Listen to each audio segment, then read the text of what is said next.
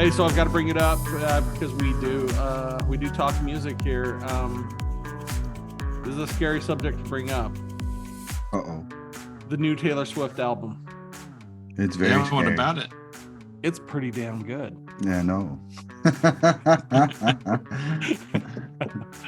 Was it the first album in like 2 years or whatever that's taken over all 10 spots? It's not that long. I mean, I remember at first of COVID, I think she dropped like 2 like really close to each other. But yeah. I mean, she's taken the top 10 spots on the Billboard list. Oh yeah, that is the first time ever I think anyone's ever done that. 10 songs. Yeah. Yep, that's pretty wild. So Jonathan, have you listened to the whole thing? I have not heard anything from it. Really? What about you, Luke? I've heard Anti-Hero. That's okay. Are you a Swiftie now? I won't be a Swiftie, but you know, my wife puts it on. I've always liked her music just due to the fact that she writes her own music and can play the instruments. As opposed to most pop stars and or country musicians, a lot of them professional songwriters that just write their songs, they play it, and that's not how she does it. So a lot of people don't like Taylor Swift, but hey, I'm a fan. It's a pretty good album. It's different. I think a lot of people really like her, and well, yeah, like you say, not a lot most of country guys singers our age are like, hey, I listen to Taylor Swift and drive down the road listening to like, where you're not going to admit but that. It's true. Like you said, like most country stars don't write their own music. They're singing other people's written songs. Yep. No, she gets it, and she writes some pretty fierce lyrics. And you listen, you're like, wow, don't ever want to date this girl because I'm going to end up in a song and I'm going to be destroyed. Literally destroyed. It's true. Like, yes. Poor John Mayer. Taking one on the chin this album. Nothing like a breakup to spur some creativity. Been there, not so fun, but it gets the emotions going. Oh, I bought a vinyl the other day. I was very happy with it. I bought a Chris Stapleton vinyl. His last, I think Traveler, is that the last one? Or it's good. It's really good. I really enjoyed it. And I bought some live albums. Fleetwood Mac live albums. Oh, really? Yeah, they're good. Yeah, Fleetwood Mac is great. We'll definitely have to have an upcoming episode about all things vinyl. I think that would be nice. Well, here's my new weekly discovery. Again, I don't know why. It just came to my mind. I'm like, oh, that one song. Yeah, what is that? Anyone remember Fury in the Slaughterhouse? Every generation's got their own disease. It's really good. I hadn't listened to that forever. I mean, they're a German band. I didn't know that. Most of their albums are in German. It's like 90s. 94-ish, 95. Yeah. Fury in the Slaughterhouse. Give it a listen. Reminds me of like Enigma or something back then. Remember them? Yes, Enigma. Love it. Or Live, Lightning Crashes. That whole era. Enigma just reminds me, when I think of Enigma, that was like, all of a sudden Kenny G was cool. Enigma, Yanni was really cool.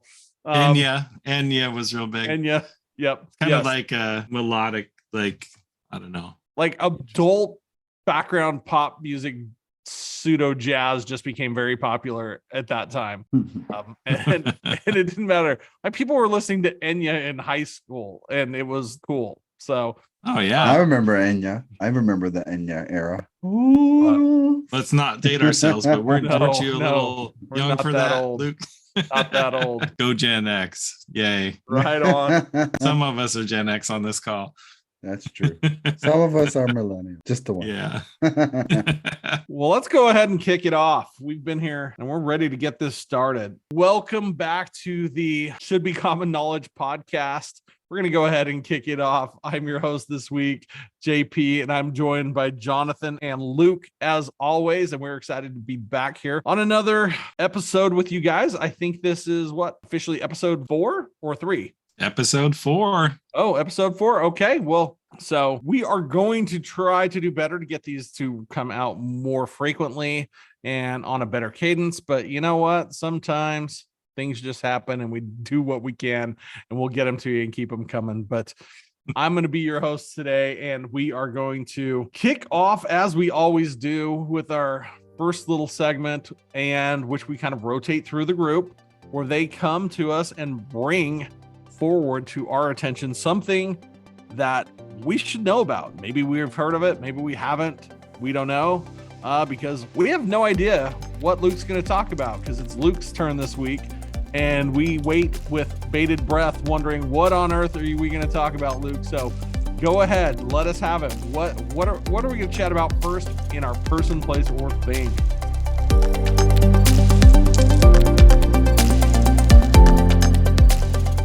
Thank you, Jordan. Thank you for that introduction. I have a very fun one today, but it's going to be a riddle. You guys have to guess. I'll give you some hints on it. It was published first today in 1983. 1983.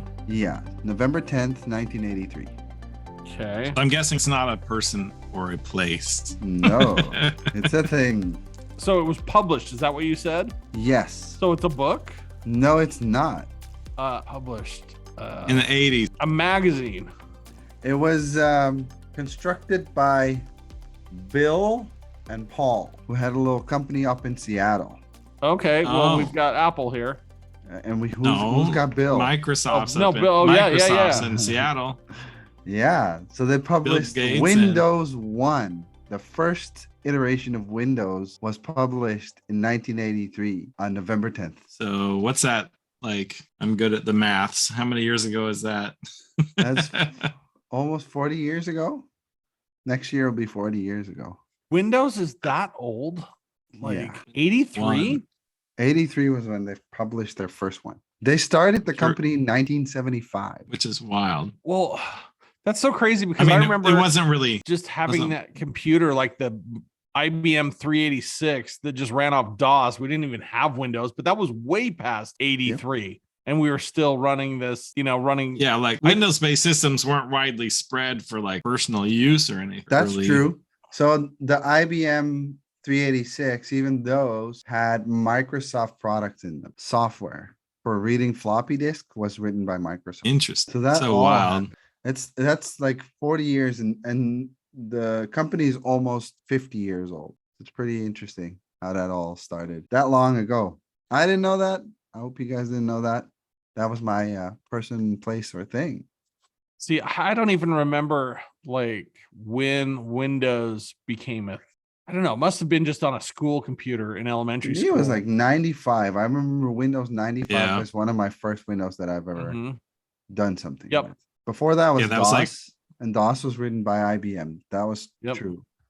But they started doing things when it was still DOS on the IBM machines as well. So yeah, I remember when I was in elementary school, like growing up younger, those early computers we had, like there's like one in each room, and it was like a Commodore, like those old pet, like the monitors and the keyboards are one 64, machine. The Commodore 64, or the first one before that I remember is the PET computer, which was kind of a built-in keyboard right into the computer, and it used rather than not even a floppy disk, it had a cassette tape you put in it. That's so wild. And in order to run the computer game or the whatever program you were doing in it, you had to rewind it first, then hit play, and then you could run the program on a cassette tape, which was wild. I think I remember it had Dungeons and Dragons as a game, and you could move like a little block along a corridor, and then you'd hit like a greater than sign, and that was the dragon. And if you didn't hit it the right way, you'd die. That was Dungeons and Dragons, Oh, exciting stuff. Oh goodness, that's awesome. So Windows has been around that long. That is wild. That is truly wild. It just it's something that's just so ubiquitous to our life now that it's wild to think that, hey, there was a time where we just didn't have that. And I remember really like it's kind of that same experience where I remember in high school, kind of AOL was kind of a thing. Like you could get online, but you could do it through basically AOL or some other way, but you were kind of limited to whatever that platform offered. And there wasn't much as far as like a world wide web where you could go to a place and browse things. You had to know exactly the address that you wanted to go to. And I remember I went for a couple of years over to Europe where I didn't have much access to the internet, post high school. And then I came back and I was like, what is this? Everyone's on this web. What is this thing? You got email, and even back then, email was clunky, almost pretty much like a DOS system where you had to type mail and some command, type your message, and then hit another command to send. There was no push and play and just have it do things. You still had to know some little bit of computer program to make anything work, but then it just exploded overnight. Utah State, my freshman year at college, and we had this network online. It was all like, it was just based on like university systems, and you could log in. Yeah, the intranet, like chat rooms, intranet kind of chat rooms. You could see who was online and talk to people. It was kind of before email. And then I think the next year I got my first Hotmail address, which I still have, which I use to sign up for junk and stuff. But I do that too. I can't believe I've had that Hotmail address since like 97 or 96. Well, I still run into people every now and then have an AOL account. Really? Yeah, those still That's work. Still a thing? No, it's not a thing, but they've done something that where that email still works. So people still have their at AOL.com account email address. Somewhere that is legacied in, someone's maintaining that, and people can still use their AOL accounts. Wow. And I've asked people, I'm like, how do you still have that? And they're like, at this point, it's kind of just a matter of pride. Just got to keep it going and never get rid of it because, if you're using an AOL account, that's a 30-year-old pushing a 30-year-old email address, which is pretty wild. Oh yeah. Think of how far it's coming. Like Apple II, I remember those tall, skinny Macs that they brought into the schools in junior high, and you'd have computer lab, and it's like all that black and white screen. And then see where we are now. You got the iPhone and iPads. It's crazy. Yeah. I've been keeping track of that. Apple's like, I think it's worth 2.63 trillion at this point. And it's like bigger than Microsoft and Google together. Oh, that's like insane. I believe it. And the majority of that is all iPhone. Mm-hmm. That was so insane. And the other thing that I found very interesting about that, if Microsoft did that in 1983, they're still like number 2 or number 3 in this country, as in companies to work for, and biggest size and highest profitability. And they're going with the times. Like, it's crazy. They tried some things that really failed. I feel they wanted to build a phone like 5-6 years ago. I was like, why are you getting into the phone business? That's not you. But it worked out with like Xbox and their teams, and their entire suite is still used by the biggest companies in the world. Wow, that's just aging us, Luke. Thanks for that. Thanks. Wow, everyone's like, hey, we just listened to 3 old dudes just reminisce over their childhood computers. That was exciting. Not bad for some companies starting in garages and things like that, No, wild. Not at all. Not bad at all. Shoulda, coulda, woulda. Invest early back in the 80s. Invest early. Get on it. Well, right on. Well, that was awesome. Well, let's transition then over into our subject of the day, which is very apt because I just came home from an hour and a half of sitting there at the park watching my kids have soccer practice. And my wife said, hey, let's go watch. And I went, are you sure? It's winter. It is freezing. No, we'll be fine. Luckily, I thought ahead and I brought a parka and 3 different blankets and my lawn chair, and I still froze to death because winter has arrived, which is the subject of our topic for today. So I'm going to turn it over to Jonathan to introduce that and take us further. And we're going to dive into, I believe it's winter in general, or more specifically, perhaps activities. So I'm going to leave it there with you, Jonathan, and take it from there, and let's see where this goes. I'm excited to see what we want to talk about today.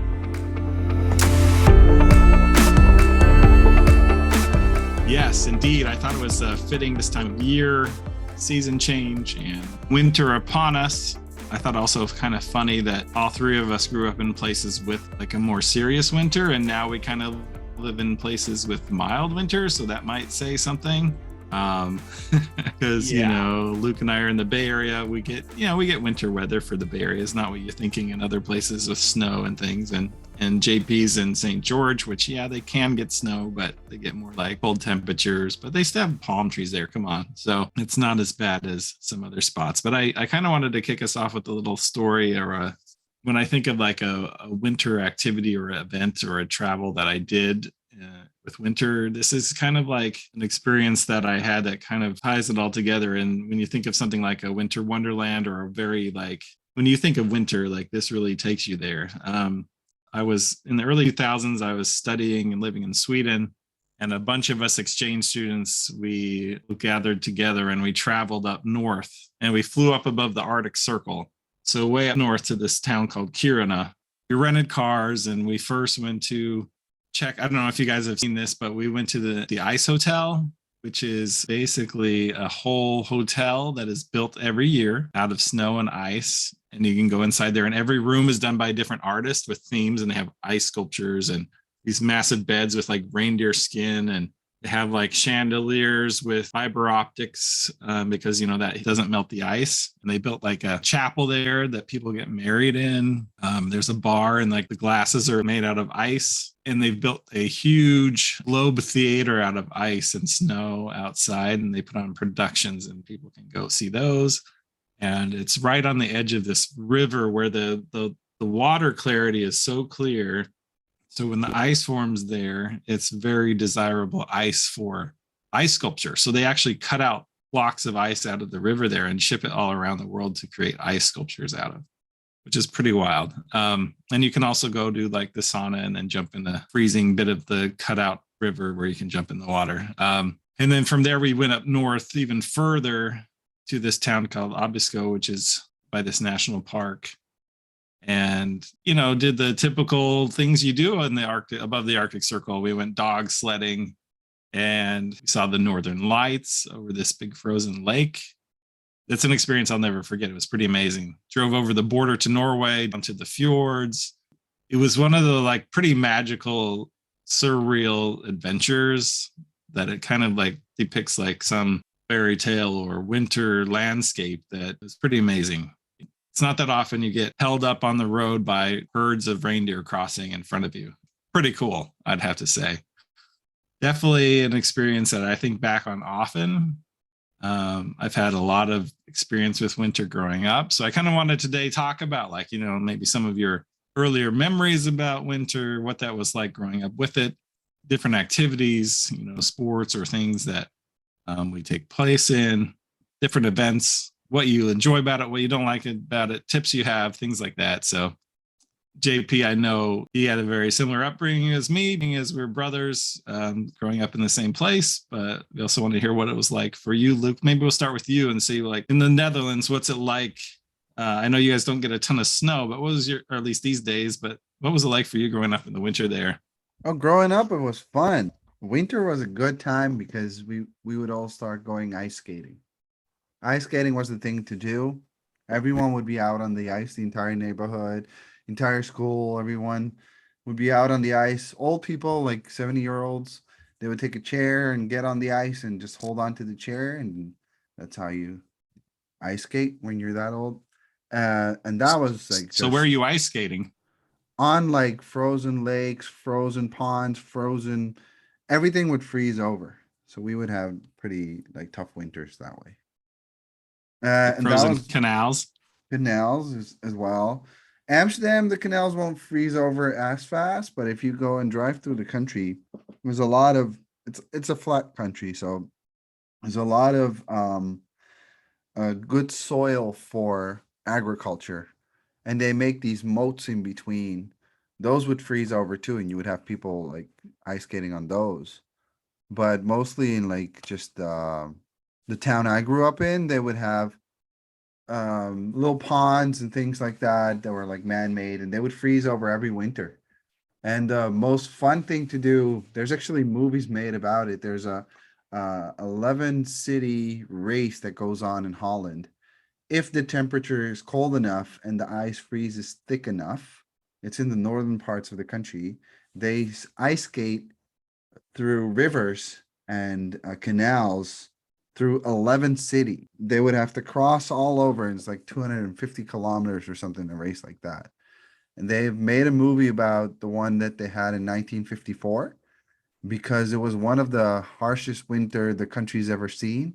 And actually, like, I think 7 people got killed during the race because it just froze over and it was a snowstorm and nobody could find them. And they would fall through the ice and then turn into ice cubes or something like that. So that was a terrible tragedy that happened in 1954. That they made a movie about that one, and that's something. The last time that happened actually is 1994. They had that race. Since then, because of global warming, or which some tend to ignore, we have no longer have the privilege to do that. That reminds me of a race they have in Sweden from Stockholm to Uppsala, which is a town like an hour north, and they go all the way up this frozen lake. But they can't have it every year because the ice isn't thick enough a lot of the times. Wow, pretty wild. But yeah, that race you're describing sounds like you got to be pretty crazy to do that. And you think the people doing those Spartan obstacle races and things, you think they have a challenge? Think about that. Falling in ice and dying in a blizzard. Oh, that's pretty horrible. That's the real challenge. That race sounds like insane. Pretty wild. I was just going to say, like, yeah, when I was in Stockholm, Sweden studying, there was a Dutch guy and he brought his skates with him. But these aren't not like your typical ice skates. These were like long. They look like big blades. We call them Norse. So from Norway, because apparently Norway invented that one. It's like the ones they do use almost with figure skating. Oh, cool. Yeah. Well, these ones look like really long. They're kind of for long strides. And it's funny because sometimes you'll see people right on the subway in Stockholm and they get off in the old town, which we talked about in our prior episode, Gamla And there's like an exit from the subway right out onto the lake. And people like get out of the subway, walk up, put their skates on and skate away. It's like really cool. That's awesome. I mean, how many places do you get to do that, Yeah, I had a friend growing up that actually did it professionally. He was a speed skater. And the guys that are like the top 5 of the world right now is the guys he was racing against. That's crazy. But he had an unfortunate accident and busted his knee, so he couldn't continue on. But that's definitely a thing that we're known for as a country. Skating and especially speed skating. I was going to say that's like your bread and butter at the Olympics. Yeah. Speed skating. See the orange. We talked about the orange. Oh, every time, always. Can this guy just shut up about the orange? No, it's all good. No, I just love the passion from the Dutch fans for all of their athletes. They just show up and support. And, I think when you're a smaller country like that, it's cool to see just a group of people just follow their fans everywhere. And, you could watch the Olympics and there's one Dutch speed skater in there that half of the crowd is going to be waving orange, whether they're Dutch or not. So it's just kind of a party wherever the Dutch show up. Really goes back and tells you how strongly skating is ingrained in your culture, because if you're producing that many like high level athletes in that sport from a small place, that's definitely something. Ice skating, like a lot of hockey players in Canada and different places, like, a lot of those kids are born with skates on their feet, basically. And you start at a young age and work your way up. Pretty impressive. Well, when I think of winter, I think one of the first things that comes to my mind, and I don't know what this is because someone brought up global warming here, is I'm trying to reconcile this with, was it I just very short and small as a child? Because I just remember when it would snow, it felt like it snowed feet of snow and it seemed so deep.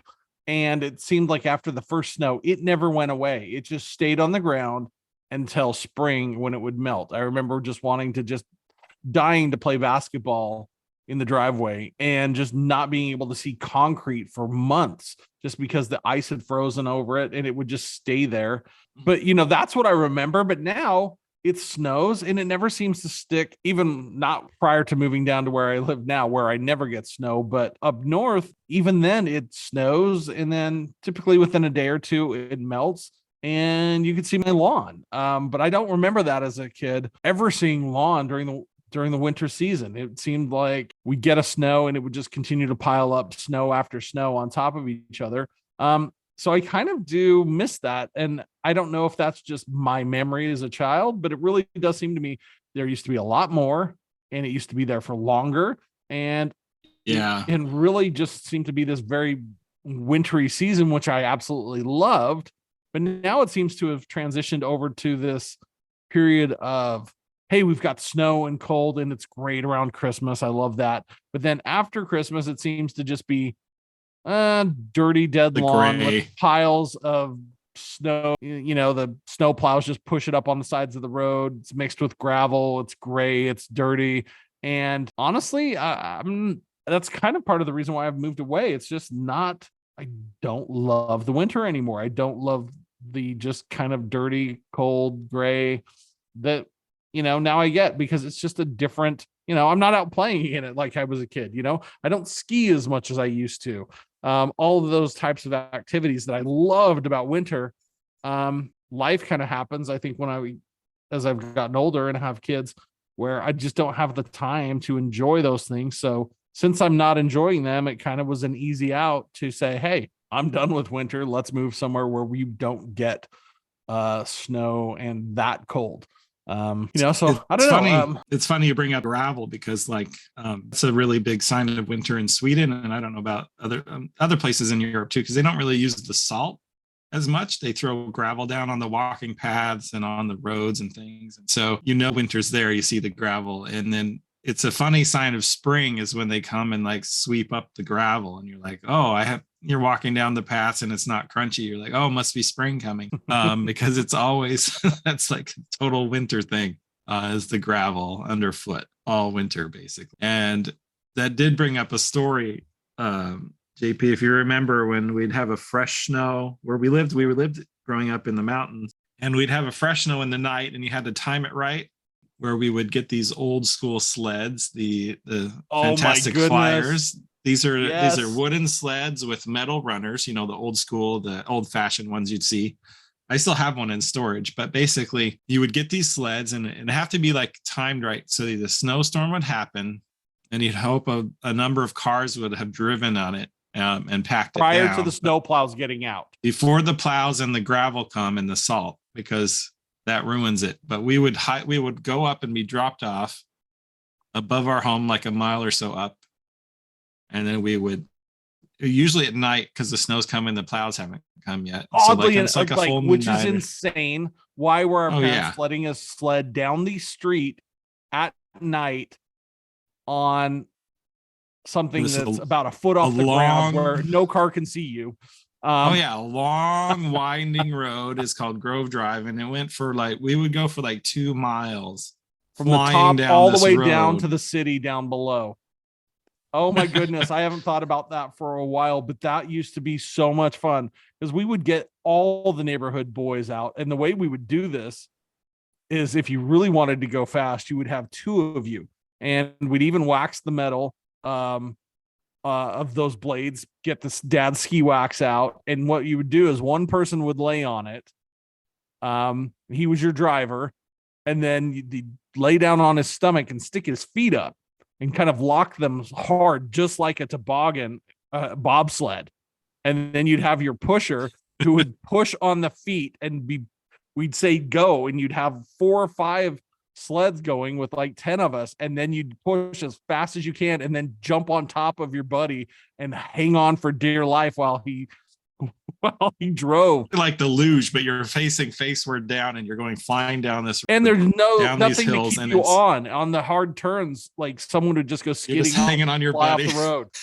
It was insane. I'd forgotten all about that. And yes, like you said, most of the time the best sledding was late at night in the dark. And if we happen to catch a truck coming up the road, scary, because we're flying and you just fly off the road and just roll out of the way.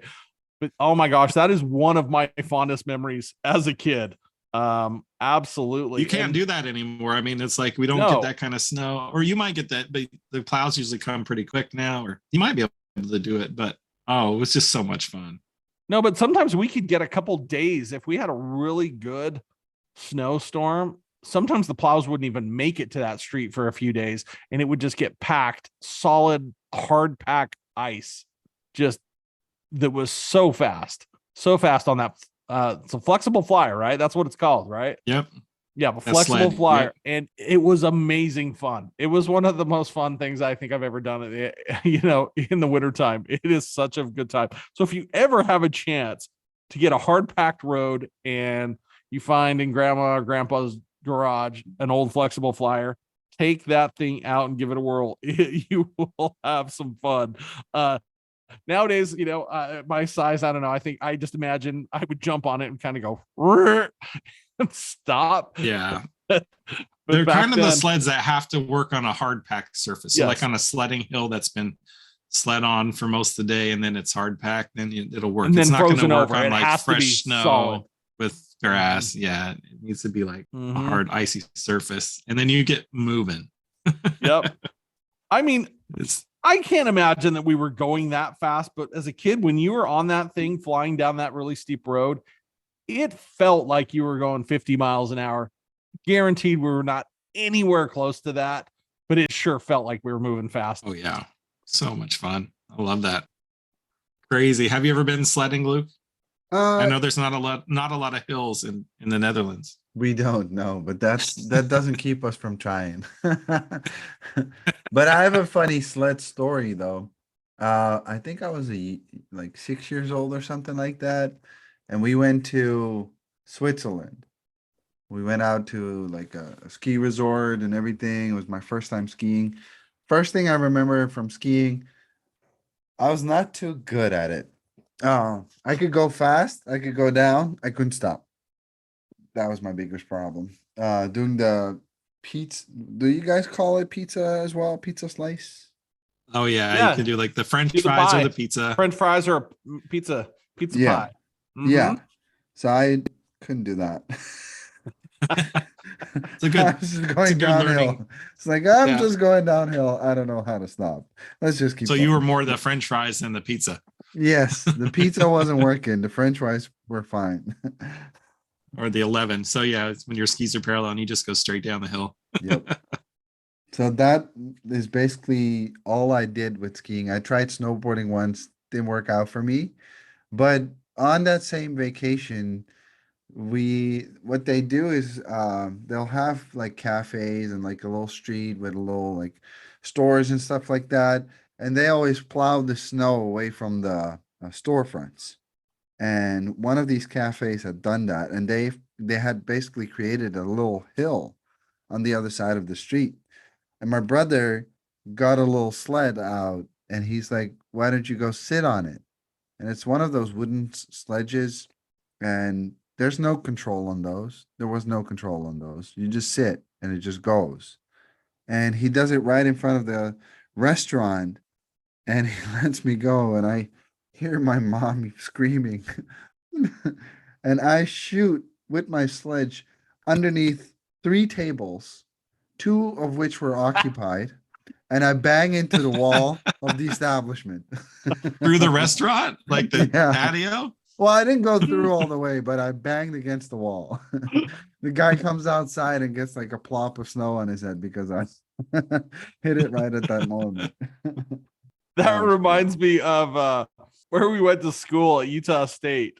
There is a big hill called Old Main Hill, and what's where all the college students go sledding every day after class. There's this big giant hill right there on campus, and they put a whole row of, they get hay bales, and I'm not talking just like a little hay bale, like the little kind that you can just pick up with your hand and toss. The hay bales the size of Volkswagen bugs here, the bottom of the hill. And you just watch kids get on inner tubes, skis, piece of plastic, it doesn't matter, anything that will slide, and just bomb this hill and just plow into these hay bales at full speed.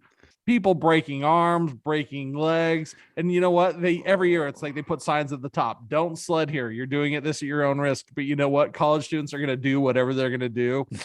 So and never mind that the hill is like covered in like trees too. So it's like an obstacle course on your way down. Yes, it is. It is just death by stupidity. But I think someone actually died on that hill sledding. I remember someone to bring really it down got a notch. seriously hurt. I wouldn't be surprised if you're right, but it's not a sane thing. But I think that's almost like a commonality with winter sports in general. There's a little bit of insanity that goes into any of them. They all deal with high speed, some degree of extreme danger. If you screw up, you're gonna die. I think there's some commonality there within most of the winter sports, which partially makes them. That's why it's fun. That reminds me of my near-death experience. That's so funny because we're doing a Winter Wonderland show, and we've been recurring theme is death and we've been so morbid and just like, oh yeah, the guys fell through the river and died. Like, so sorry. This is the welcome to episode 4, where we talk about how many ways can you die. Jordan, you know what I'm talking about where I nearly died. You were there, and I probably didn't really. Why do I not? Die, but in my mind, at the time, maybe. So if I say the GAD chair or the mid GAD. Oh my goodness! Yes, now I do remember. Yes, this is so great now because I can laugh about it. And honestly, I was laughing about it when it happened. But so, would you prefer to tell the story, or would you like? I'll tell it, and then you can fill in gaps from your point of view, because I'm sure that would be fun to hear what you saw, because I was in it, and then you were the observer. So basically, this is at Snowbird, one of my favorite resorts. This is in Utah in the Cottonwood Canyons. There's this chair there. It's a ski lift. It's the GAD chair, where halfway up, there's an exit point where you can ski off the chair lifts, and then it keeps going up. And to set the scene, like where you get off and then it suddenly starts going and starts gaining a lot of elevation, and then it goes over cliffs to the next like high altitude before the final exit. But where you get off is kind of this easy exit, and you're still like in the chill runs, the green runs. And Jordan and I were skiing with our dad that day, but dad was off skiing somewhere, and JP and I we're going up this chair, and we're going to go off on the halfway point. And we go to exit, and I guess you just notice all of a sudden I wasn't next to you. But I had a long coat on that, well, kind of longish coat, but it like part of like the drawstring in the back or something caught on the chair. So as we go to exit, I thought I exited the chair and next to Jordan, and we're skiing down the little exit ramp, and all of a sudden I get lifted from behind by the chair that's continuing up the hill. And I am hanging from the chairlift from the back of my coat and quickly gaining height. I think I must have been what do you say? 10, 12 feet high or more?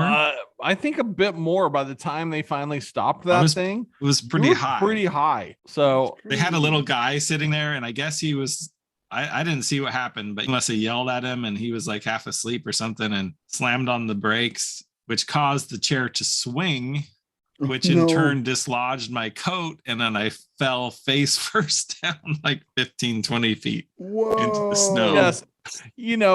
Think of the typical ski resort employee, ski bum, hey, I work here, so I get a free pass kind of guy, sitting there in a lawn chair right next to the spot, and just kicked back, and they had like a little ghetto blaster bungee corded to the shack there, so music was playing.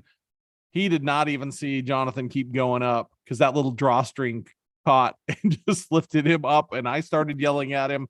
Everybody on the lift started yelling at him, and by the time he finally hit that, it just started to swing, and it did about 3 good big swings, and then pop, off he went. And luckily for Jonathan, in the space after they exit, they have an area roped off.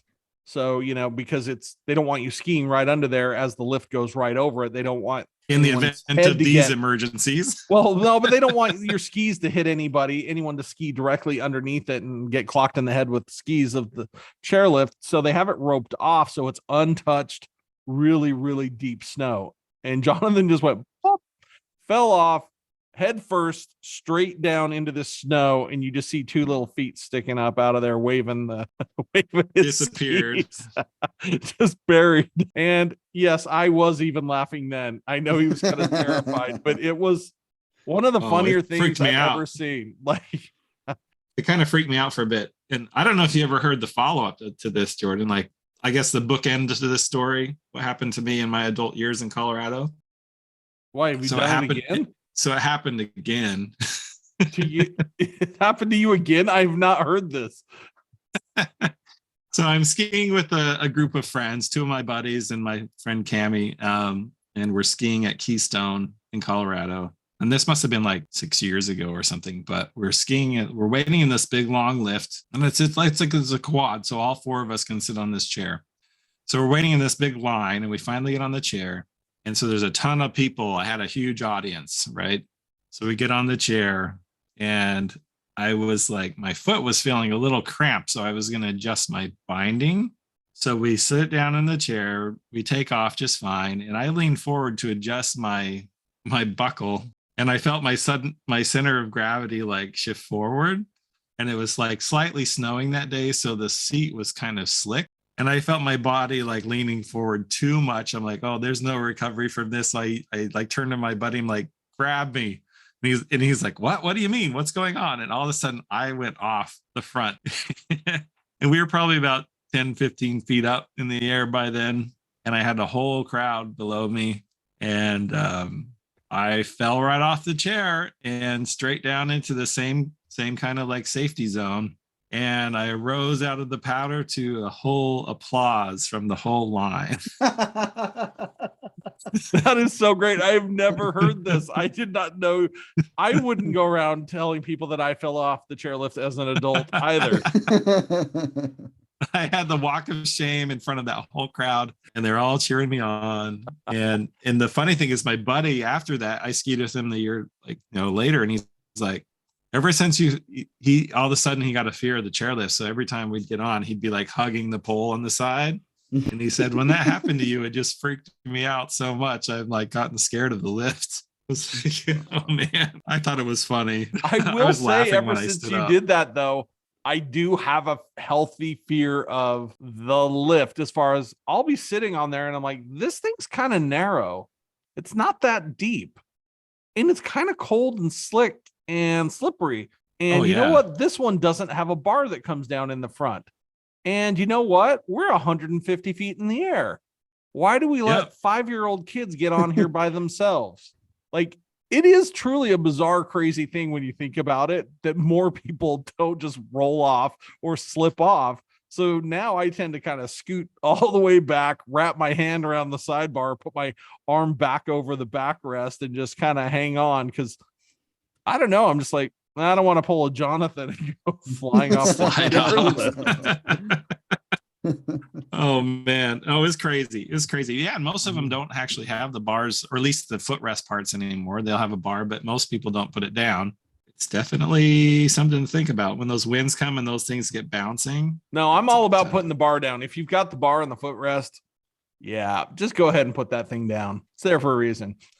Agreed. Okay. Now, if you want to hear, I don't know, Jonathan, if you remember this one. This is my favorite outdoor winter story ever. And you were there, but you don't, I believe you were there. Pretty dang sure. And so you probably have not thought about this for years.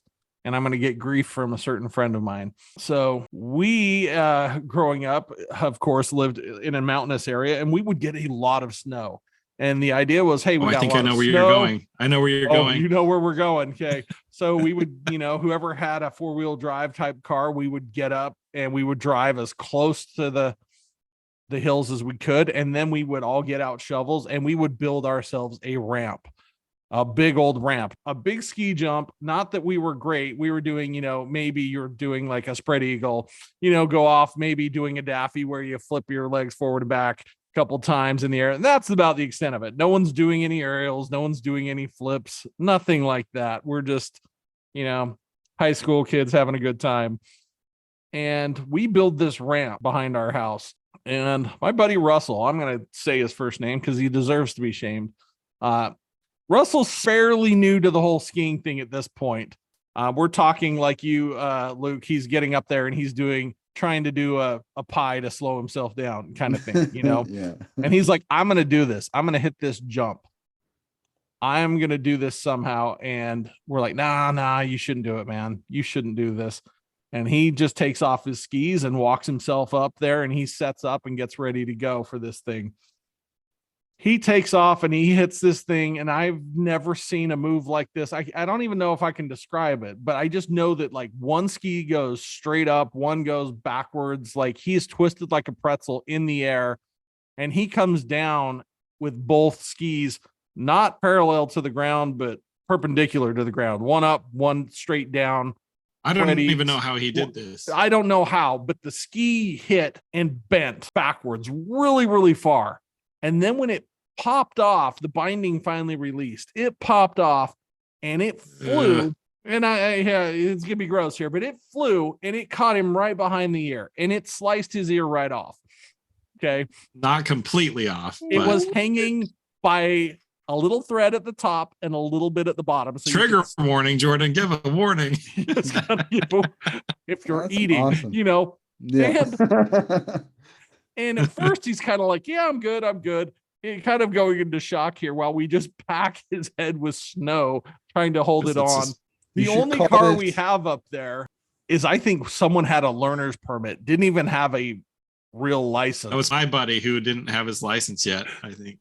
And so we end up packing everybody in this car, cruising down the mountain as quick as we can. We dump half of us at my house. We just bail out. And the other half, because we had far too many.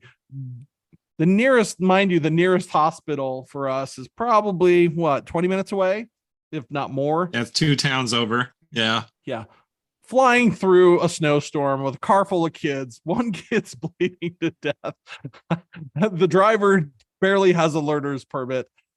Like I said, all winter sports have some degree of idiocy and lunacy and danger involved. And the best part of that story, Luke, get this, is they had Jordan and Russell had a double date that night at a school dance. Yes. And so Russell is fresh out of the hospital with this bandage covering basically his whole head. And he insisted on going on the dance still. And so they have these photos, because they take photos at dances in the US. So there's these pictures of the 4 of them and their double dates. And Russell's got his whole. It was a whole big group, and it was hilarious. Think Star Wars. The bounty hunter, the guy that has the bandages all around his head. Yeah, that's him. And it was like he could see out of you could see his nose and like one eye. And the rest of his whole entire head was wrapped with this big, huge thing after they sewed his ear back on. He insisted on going to this dance, and it's the funniest thing. He was so up on painkillers, he didn't know what was going on. Yeah, he doesn't remember much of that day, much at all. But one of my favorite winter stories. I think I'm gonna nickname that story the Van Gogh story. Pretty much. And it was just wild. Van Gogh on skis. Oh my goodness. Yeah. Or don't go on skis. I've never seen anything like it. It just, but that's kind of what you do in the winter as kids. It's, hey, we've got snow. What are we going to do? How are we going to play in this? Oh, let's go build a jump that none of us have any business jumping off, or build snow forts or castles or you name it. That was fun. I remember snow forts. My God, that was fun. Yeah, I remember as a kid, the snow would be deep enough that I swear we could dig a fort out of it. But nowadays, you got to go get a bucket. We get a 5-gallon bucket or something. You fill it up, turn it over, and you just keep making blocks and build a big snow fort. But have any of you gone snow camping before in your snow cave? I have, and I don't need to ever again. I did. I'm glad I did. It was fun, but not now. I'm older and wiser. Cold. It's freezing. The snow is an insulator, so it actually keeps you pretty warm in the snow cave.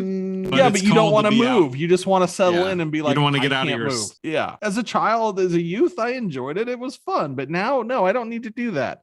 I have a nice warm bed. I have I don't know. I've gotten soft. We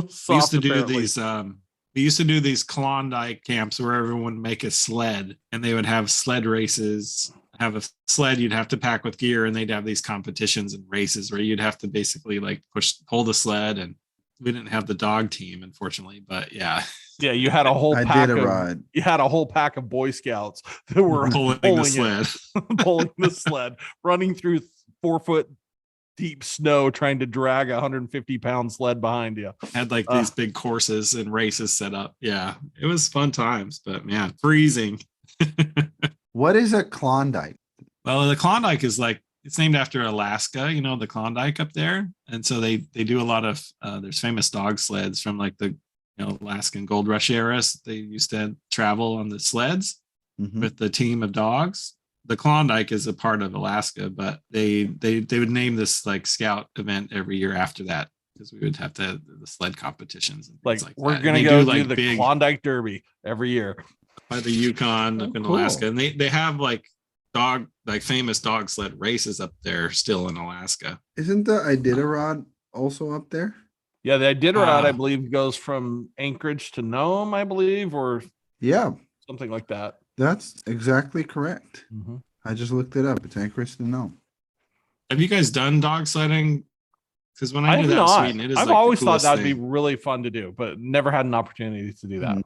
Those dogs just want to go. If you fall off, you're getting left behind. They just go. It's pretty wild. It's so fun though. Definitely worth it if you get a chance to do it. I think the closest equivalent I've had to that, I mean, just as far as that speed and just kind of that gliding over the snow type of thing, apart from skiing, though, was snowmobiling or snow sledding, really however you say it, depending on where you're from. But that is a lot of fun. And I remember in college, the house had a few, and we would go up quite regularly and do that. But an amazing thing to do was a few times we went out late at night. So going through the woods in the dark on a snowmobile is really a really fun experience, because you just kind of follow the trails, whipping through the trees, and you just see kind of the snow falling through the headlights, and it's a really kind of magical experience, and it's a lot of fun. If you ever have the chance to snowmobile at night, give it a try. It's a lot of fun, and it's awesome. Really enjoy it. Yeah, it's definitely it's a fun thing, except for if you ever get like buried or turned around in deep powder, it's a pain in the butt to dig those things out. Oh, I felt like I'm gonna have a heart attack before trying to dig a snowmobile that I've turned upside down into deep powder. You move just a little bit and all of a sudden you're sweating like you feel like you're gonna die. You've got to take off your parka because you're so hot, and then you've been just trying to dig it out for 3 minutes. You're like, okay, I'm done, I need help. But hey, it's still worth it. It's a lot of fun. Yep, been there, done that. That's why most of these activities you definitely want to do with other folks. And I think that's really just might be the common thread of all these stories of winter is just like the people that you're with and what you're doing. Pretty magical time in some ways, but it does have that long time and get into the crappy snow time and you're just ready for winter to end.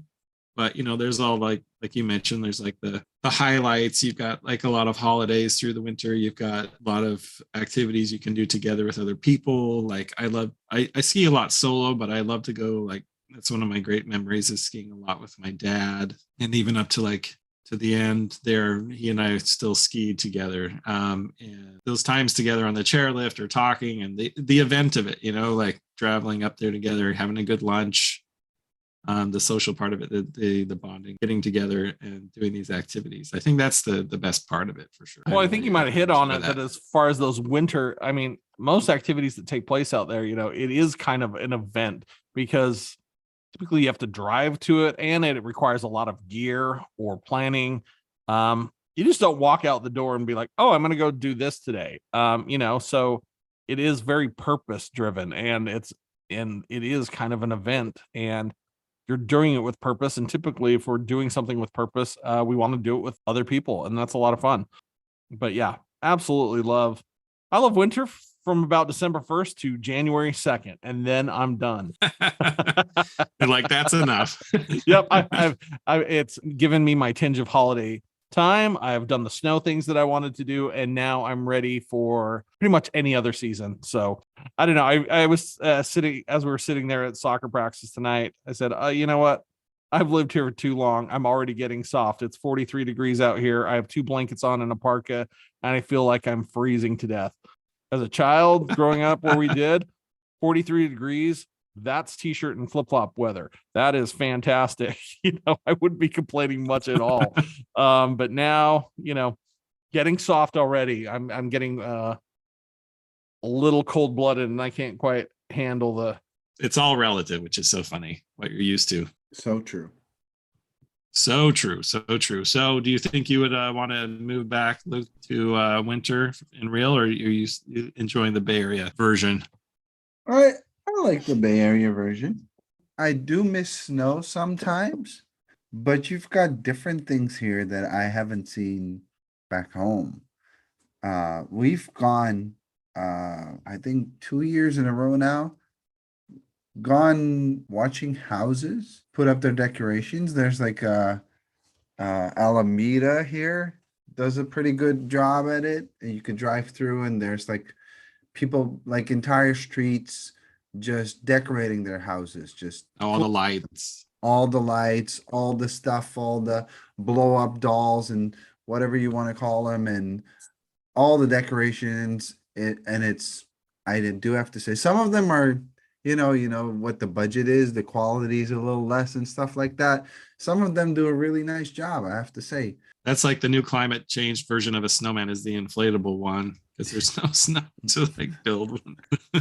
Plus, we can get to the snow in 3 hours up to Tahoe. So, if you want to experience it, you can. So everyone get out there, have a winter experience this year. It's out there for you, or a short flight away. Dress for the occasion, bring those layers. Yep.